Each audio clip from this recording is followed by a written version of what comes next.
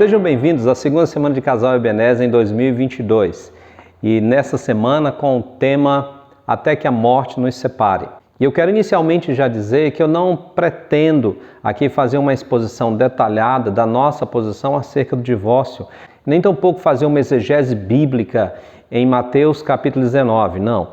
O meu objetivo é alertar os casais, edificar os casais contra esse perigo que sempre está iminente na maioria dos lares, a separação.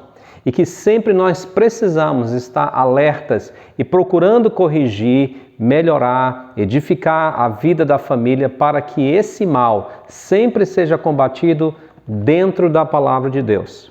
E o subtema que eu quero trazer para vocês hoje é Até que o meu ego nos separe. Esse é um dos grandes problemas que nós temos visto quando estamos olhando para casais. E eu queria repetir para você o que diz o Senhor Jesus em Mateus capítulo 19. E acompanhe comigo esse texto e ouça quando Jesus foi interrogado sobre o divórcio. Vieram a ele alguns fariseus e o experimentavam, perguntando: é correto, é lícito, é legal ao homem divorciar-se da sua mulher por qualquer motivo?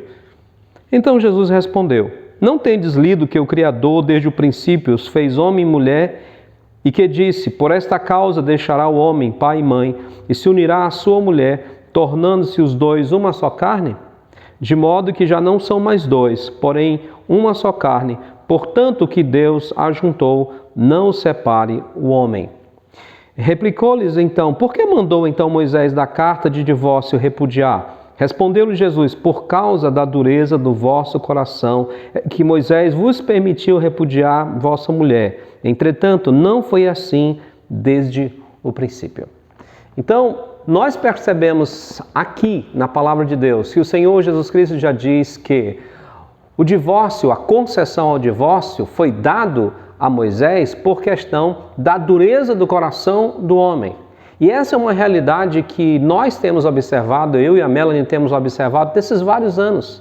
Quando nós vemos que um casal está na iminência de se separar, geralmente o que está em voga, o que fala mais alto é o egoísmo de um dos cônjuges ou o egoísmo dos dois.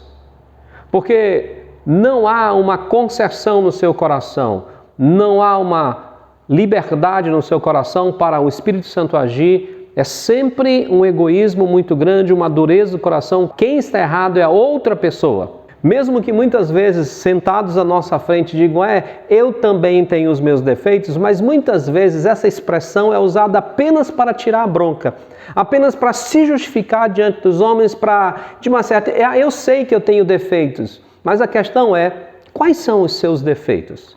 Quais são os defeitos que você tem, que você sabe que estão prejudicando terrivelmente o seu casamento e você não quer consertar? Geralmente nós pedimos que os casais comecem a olhar para si, isso é, o marido começa a olhar para si, a esposa começa a olhar para si, quais são os pecados que estão cometendo, quais são os erros que estão cometendo contra o cônjuge que precisam mudar. É muito fácil quando as pessoas chegam no nosso escritório e estão já a ponto de se separarem, dizendo: eu não suporto essa mulher, pastor. A mulher diz: eu não suporto esse homem. E eles estão prontos a listarem quantos defeitos aquela outra pessoa tem. Mas quando a gente pergunta quais são os seus defeitos, o que é que você precisa mudar que está prejudicando o seu casamento, dificilmente elas têm uma verdadeira consciência, uma convicção de que elas precisam mudar naquele ponto da sua vida para que o seu casamento dê certo. Por quê? Porque no fundo todos nós somos egoístas. Nós estamos sempre procurando o nosso ego. Nós queremos ser aqueles que somos servidos. Nós queremos que a outra pessoa mude, porque é a outra pessoa que está errado, porque é a outra pessoa que deve fazer isso ou aquilo em favor de mim. É a outra pessoa que tem que agir dessa forma para me agradar. É a outra pessoa que tem que fazer isso, tem que fazer aquilo, tem que ser mais isso e ser mais aquilo para me agradar. E dificilmente a pessoa chega e diz: olha, eu estou acabando com o meu casamento. Eu estou sendo um péssimo marido, eu estou sendo uma péssima esposa, me ajude a ser um marido melhor, eu estou errando nisso. E muitas vezes, quando até mesmo eu ou outra pessoa chega e aponta o erro para essa pessoa, a pessoa, pode ser, mas a outra pessoa, ela nunca está disposta a dizer, não, realmente você tem razão. Se eu não mudar, o meu casamento vai por águas abaixo. E eu me comprometo diante de Deus agora que eu vou mudar.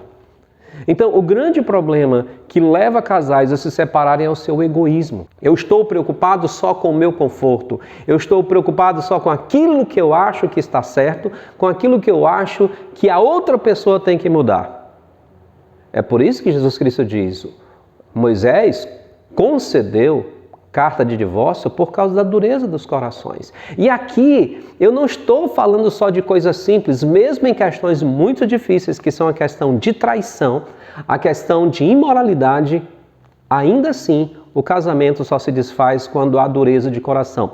Quando há dureza de coração para perdoar e quando há dureza de coração para pedir perdão e mudar de vida. Eu já vi casos em que esposas traídas estavam dispostas a perdoar o seu marido, mas ele não estava pronto para abandonar os seus pecados. E eu já vi casos em que maridos estavam prontos a abandonar os seus pecados, mas as suas esposas não estavam prontas para perdoar. Dureza de coração é algo que acaba com o casamento. E se nós não cuidarmos para termos um coração humilde como o do Senhor Jesus Cristo, humilde como aquele que tinha toda a razão de pedir o que pedia, nós vamos acabar com o nosso casamento. Por isso eu quero terminar essa recomendação de hoje, esse alerta de hoje para mim e para você, para os nossos casamentos, com a palavra de Deus falada em Filipenses capítulo 2, do verso 1 até ao verso 11. Filipenses capítulo 2, do verso 1 até ao verso 11.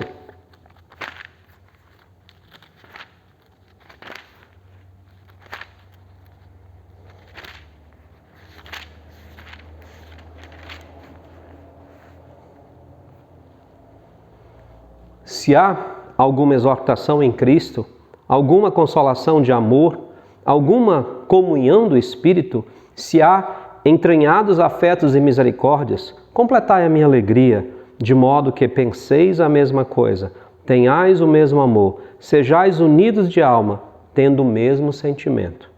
Nada façais por partidarismo ou vanglória, mas por humildade, considerando cada um os outros superiores a si mesmo. Não tenha cada um em vista o que é propriamente seu, senão cada qual o que é do outro. Tende em vós o mesmo sentimento que houve também em Cristo Jesus, pois ele, subsistindo em forma de Deus, não julgou como usurpação o ser igual a Deus. Antes, a si mesmo se esvaziou, assumindo a forma de servo, tornando-se em semelhança de homens e reconhecido em figura humana. A si mesmo se humilhou, tornando-se obediente até a morte, e morte de cruz. Pelo que também Deus o exaltou sobremaneira e lhe deu o nome que está acima de todo nome, para que ao nome de Jesus se dobre todo joelho, nos céus, na terra e debaixo da terra, e toda língua confesse que Jesus Cristo é Senhor, para a glória de Deus Pai. Esse é o exemplo deixado para mim como marido, para minha esposa, para você como marido, para você que é esposa, o exemplo de Jesus Cristo. Antes de buscar os nossos direitos, os nossos desejos, é bom buscar o interesse dos outros. Para quê? Porque aquele que se humilha será exaltado. Humilhai-vos sobre a poderosa mão de Deus, para que em tempo oportuno Ele vos exalte. Que Deus abençoe os nossos lares, que Deus abençoe vocês e até o próximo devocional.